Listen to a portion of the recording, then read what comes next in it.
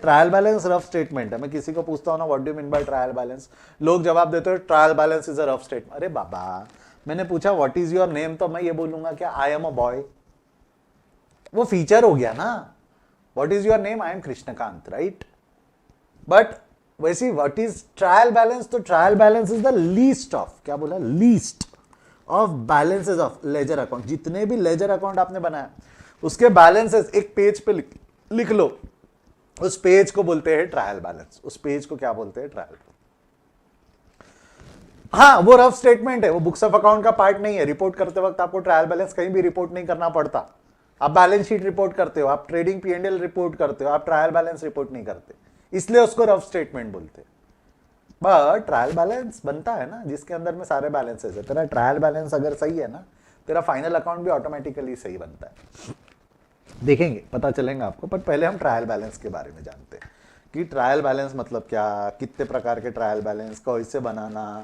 Sir आपने थोड़ी देर पहले बोला कि प्रिंट आउट सही निकालना चाहिए, पिछले लेक्चर में बोला था कि प्रिंट आउट गलत निकाल देते हैं हम ट्रायल बैलेंस का। ये सब क्या है सर, आप और मैं आज वो पढ़ेंगे, ठीक है। तो देखो टाइप्स ऑफ ट्रायल बैलेंस जो है, मैंने ना उसको कुछ कैटेगरीज में डिवाइड कर रखा है। Opening trial balance, closing trial balance, और एक होता है हमारा कंप्रेहेंसिव ट्रायल बैलेंस। क्या क्या ट्रायल बैलेंस बोले हमने, opening trial balance, closing trial balance और कंप्रेहेंसिव ट्रायल बैलेंस, ठीक है।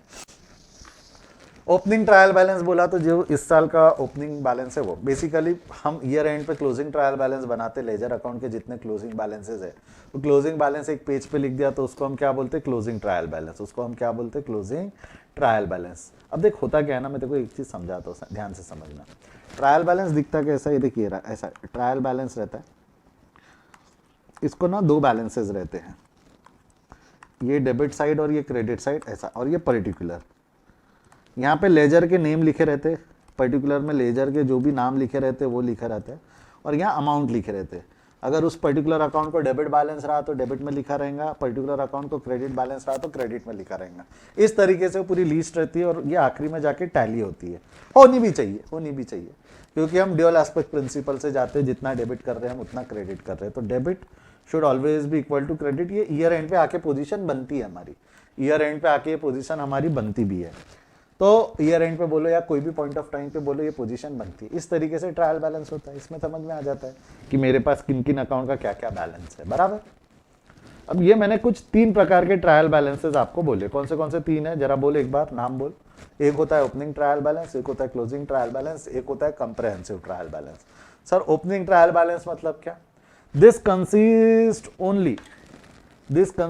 Only opening balances of assets and liabilities. मैंने क्या बोला, this consist only opening balances of assets and liabilities. इसमें सिर्फ और सिर्फ एसेट और लाइबिलिटीज का ओपनिंग बैलेंस रहता है। जरा कनेक्ट करेंगे, लास्ट सेशन में मैंने आपको बताया था opening entries, right. Opening entries क्या है बोला था मैंने, assets account debit to liabilities account. Opening entry क्या है बोला था मैंने, asset account debit to liability account. तो आपको नहीं लगता एसेट्स एंड लाइबिलिटीज, ये जो ओपनिंग ट्रायल बैलेंस है, this will help you, this might help you to pass opening entry। Opening entries pass करने के लिए कहाँ से करें हम, ओपनिंग एंट्रीज कहाँ से पास करें, ओपनिंग एंट्रीज आप कहाँ से पास कर सकते हो, ओपनिंग ट्रायल बैलेंस से। ओपनिंग एंट्रीज कहाँ से पास कर सकते हो, ओपनिंग ट्रायल बैलेंस से। समझा क्या सर, ओपनिंग ट्रायल बैलेंस कहाँ से मिलेगा, ओपनिंग ट्रायल बैलेंस कहाँ से मिलेगा, कुछ नहीं, जो बैलेंस शीट होती है ना तेरी, सुन आराम से समझ, इसमें सिर्फ एसेट और लाइबिलिटीज लिखनी है ना। ये जो प्रीवियस ईयर की बैलेंस शीट है ना, यहाँ के जो एसेट्स है, यहाँ की जो लाइबिलिटीज है, कायदे से देखा जाए तो यही ओपनिंग ट्रायल बैलेंस है। ये देख, ये एसेट्स मतलब ये डेबिट साइड हो गए, ये लाइबिलिटीज मतलब ये क्रेडिट साइड हो गई। डेबिट साइड ये यहाँ ला ले, क्रेडिट साइड ये यहाँ ला ले, और ये हेड्स के नाम लिख ले, डेबिट डेबिट के, क्रेडिट क्रेडिट के, बन गया ओपनिंग ट्रायल बैलेंस। तो प्रैक्टिकल लाइफ में आई विल सजेस्ट कि ओपनिंग ट्रायल बैलेंस की प्रिंट आउट निकालने की जरूरत ही नहीं है। पिछले साल की जो बैलेंस शीट है ना, वो तेरी इस साल की ओपनिंग ट्रायल बैलेंस हो सकती है। तो उसी की मदद से तू तेरे एसेट लाइबिलिटीज के अकाउंट ओपन कर ले, एसेट लाइबिलिटीज के अकाउंट ओपन कर ले। और ये अकाउंट ओपन करते वक्त ध्यान रखना, क्योंकि प्रैक्टिकली होता क्या, अकाउंट शुरू हो जाने चाहिए 1 अप्रैल से, बट हमने देखा है सीए हमारा अकाउंट जुलाई के पहले टैली नहीं करके देता, जुलाई के पहले फाइनल नहीं करता, कई केसेस में सितंबर के पहले वो फाइनल नहीं करता। तो हमारे को क्लोजिंग ट्रायल बैलेंस मिलता ही नहीं, पिछले साल का क्लोजिंग बैलेंस शीट मिलता ही नहीं। तो इस साल का ओपन कैसे करूं?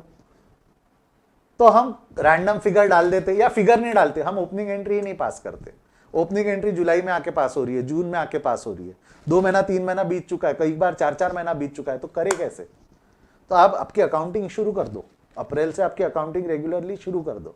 बस एक चीज ध्यान रखना, जब भी आपका पिछले साल का बैलेंस सेटल हो जाए या पिछले साल की बैलेंसेस आपको अकाउंटेंट दे दे कि आपका चार्टर्ड अकाउंटेंट दे दे कि भाई हाँ ये बैलेंस शीट तेरी फाइनल है, ऑडिटेड है, ये बैलेंस शीट तो अप्रूव कर सकता है करके, तो वो बैलेंसेस का तू अकाउंट ओपन करेगा ना, तो ध्यान रखना जब भी तू तेरे कोई भी सॉफ्टवेयर में, let it be tally, let it be any other software, तो उसमें क्या करना है, टैली कर लेना your balances with the last financial year. जो भी तेरे लास्ट फाइनेंशियल ईयर के बैलेंसेस है जो तूने अकाउंट ओपन किया उसमें चेक कर लेना, ओपनिंग ट्रायल बैलेंस में चेक कर लेना कि अमाउंट सही है क्या। जो पिछले साल के क्लोजिंग बैलेंस शीट के अमाउंट है वही सेम बैलेंसेस हमने इस साल की बैलेंस शीट में लिखा है या नहीं लिखा है, ये जरूर से चेक कर लेना, ये जरूरी है बेटा, नहीं तो फिर गड़बड़ होती है।